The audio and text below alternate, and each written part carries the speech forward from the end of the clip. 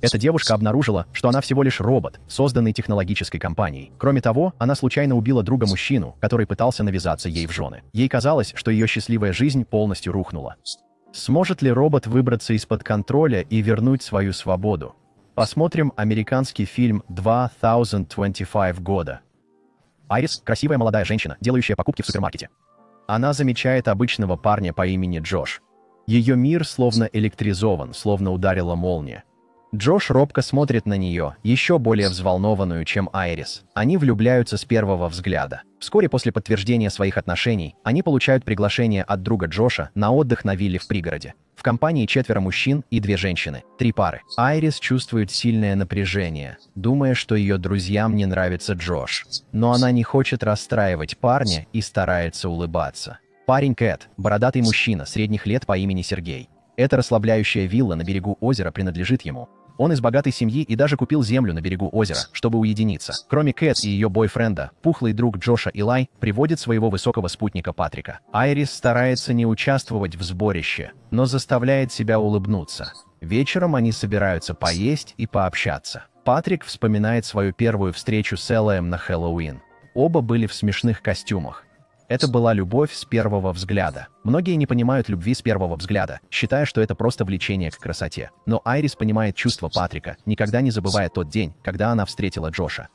Ее разбитая жизнь словно собралась воедино. Айрис вспоминает тот день, но все уже перешли на другую тему. Джош неловко почесывает ухо, и Айрис задумывается, не сказала ли она что-то не то. Она продолжает молчать. Во время разговора Айрис узнает, что Сергей уже давно женат. Кэт признается, что она со стариком из-за его богатства. После ужина они танцуют под музыку. Ирис видит, как Джош шутит с Кэт. Вспыхивает ревность и тащит его за руку. После вечеринки Айрис хочет еще поговорить с Джошем, но он отказывает ей, говоря, что идет спать. На следующее утро Айрис предлагает Джошу прогуляться у озера, но он отказывается из-за головной боли от алкоголя. Джош хочет принять душ и отдохнуть. Айрис идет к озеру в одиночестве. Джош в это время вставляет USB. У озера она находит нож в кармане. Перед тем, как она успевает реагировать, Сергей приближается и дружелюбно общается. Айрис ищет уважительный повод уйти. Сергей просит нанести крем. Она соглашается, но он хватает ее за руку. Он говорит, что идея Кэт притягивает ее. На виллу возвращается Айрис в красных чернилах с ножом.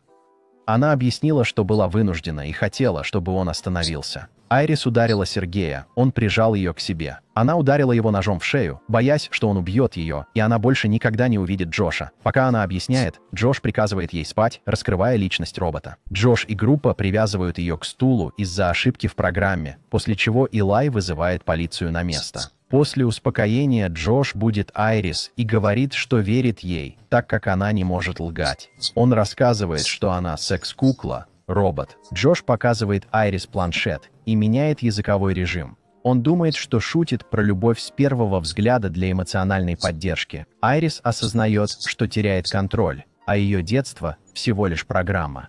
Ее счастливая жизнь была ложью. Их первая встреча произошла не в супермаркете, а когда Джош получал доставку. Продавец объяснил ей ее функции. Она должна обслуживать и думать за покупателя. Пользователи могли менять ее голос, цвет глаз и интеллект. Законодательство строго ограничивало возможности роботов. Даже с идеальным интеллектом она не превзойдет выпускников Лиги Плюща. Роботы не врут и не вредят. Для сброса настроек требовалось нажать на датчик отпечатков пальцев за правым ухом. При включении робот генерировал первый опыт встречи, вызывая эмоциональное привязывание. Джош злоупотребил этим. Это откровение шокирует Айрис.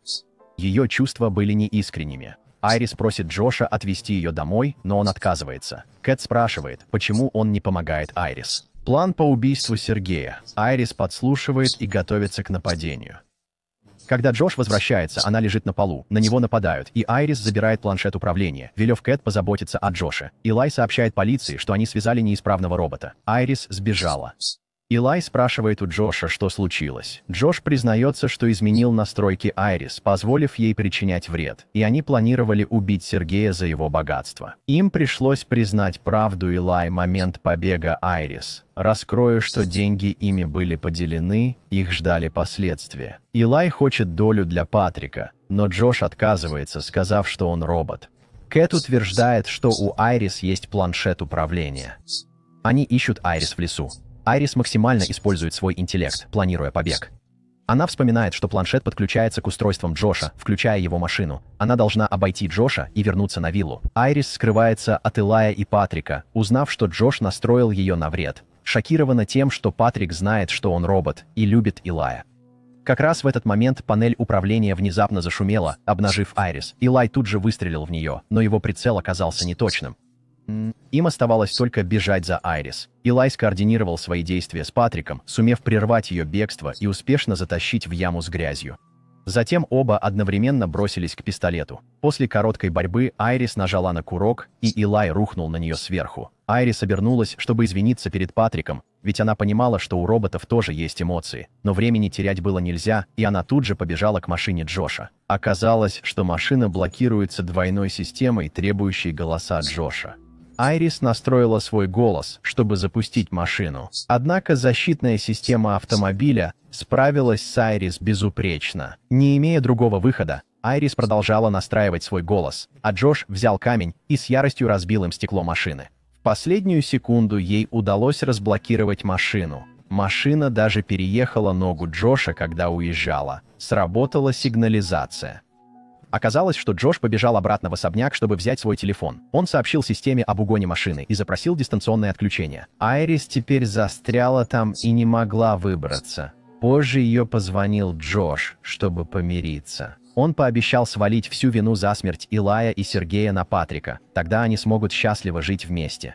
Он говорил невероятно уверенно, потому что знал, что роботы очень любят своих хозяев. Конечно, такие сладкие слова могли бы обмануть ее. Но, к его удивлению, Айрис грубо порвала с ним и повесила трубку. Джош решил найти Патрика и попросить его отыскать Айрис. Ведь люди не стояли наравне с роботами и могли легко уничтожить друг друга. Джош нашел телефон Илая, разблокировал его лицом и установил жучок, чтобы приказывать Патрику найти Айрис, увеличив его интеллект до максимума. Но кто бы мог подумать, что этот робот окажется таким безнадежным романтиком? Он проводил все время, обнимая тело Илая. Разочарованный, Джош дернул Патрика за руку и сбросил настройки. Он стер все воспоминания Патрика об Илае и перепрограммировал себя как новый объект привязанности. Так романтическая первая встреча на Хэллоуин была переписана заново. Возникла новая эмоциональная связь.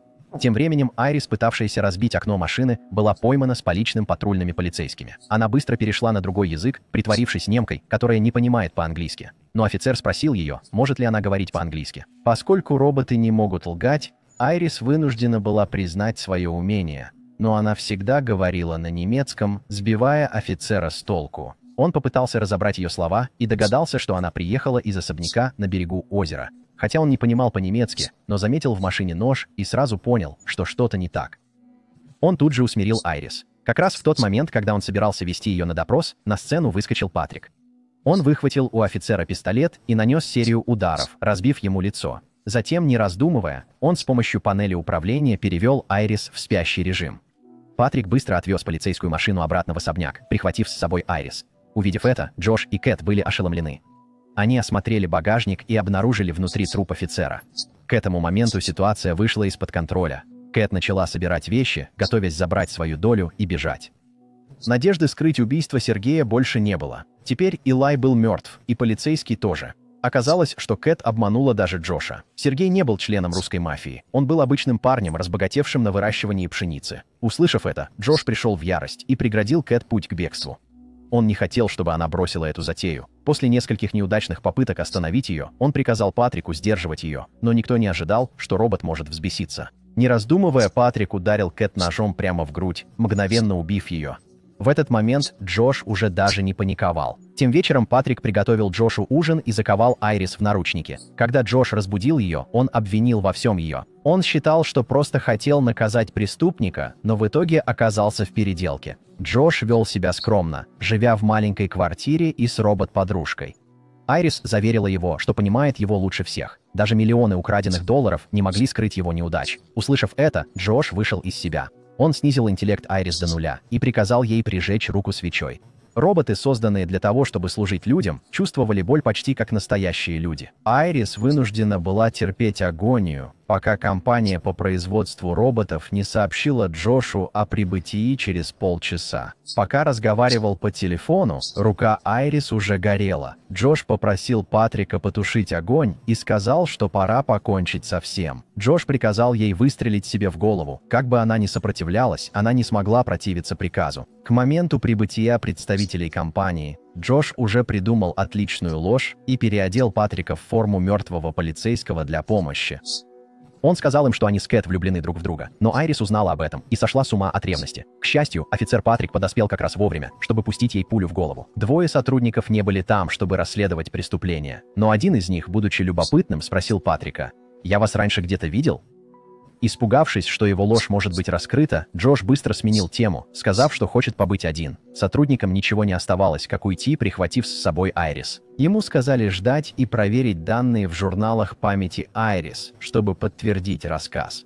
Джош замер. Выяснилось, что компания использовала записи робота для предотвращения мошенничества, как было упомянуто в клиентском соглашении. Но Джош без тщательного прочтения подписал договор и спросил, сохраняются ли данные в разбитой голове Айрис. Сотрудник объяснил, что голова — это всего лишь антенна беспроводной сети и датчик. Все данные на самом деле хранились на жестком диске в желудке. После этого старший сотрудник выпроводил Айрис. Тем временем тот, что помоложе, прошептал, что не может подключиться к ее сети. Должно быть, Джош изменил ее настройки. Когда они сдавали назад, то увидели, что впереди стоит Патрик. В этот момент старший сотрудник наконец узнал его. Не был ли он из снятой с производства линейки роботов компании номер 12? Неудивительно, что он показался ему знакомым. Не успел он закончить фразу, как Патрик выстрелил. Среди хаоса младший сотрудник побежал в лес.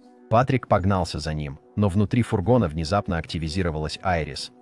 Пошумев, она бросилась в лес, чтобы его остановить. Но, перегруженная, не смогла противостоять Патрику. Когда ее собирались убить, она поспешила рассказать Патрику правду обо всех злодеяниях Джоша. Сначала он ей не поверил, но Айрис напомнила ему, что роботы не умеют лгать. С его стопроцентным интеллектом собрать правду воедино не составило труда. Более того, его воспоминания об Элае не были полностью стерты. Подавленный, Патрик отключился. Айрис обратилась к молодому сотруднику, прося его о помощи. Она хотела вернуть контроль над собой. Затем она поспешила вернуться в особняк, чтобы свести счеты с Джошем. Джош пытался выключить ее удаленно, но понял, что потерял контроль. Но не впал в панику. Даже если ее программа была переписана, она никогда не сможет избавиться от любовной связи. Он попытался задобрить ее, а затем внезапно напал. В конце концов он прижал Айрис к полу, готовый выстрелить в нее. Но Айрис оказалась быстрее. Она вонзила открывалку в его висок. В конце концов она содрала с себя обожженную кожу, забрала все деньги Сергея и ушла из особняка на берегу озера. На этом фильм заканчивается. Если вам нравится, лайкните и подпишитесь. До встречи в следующем видео.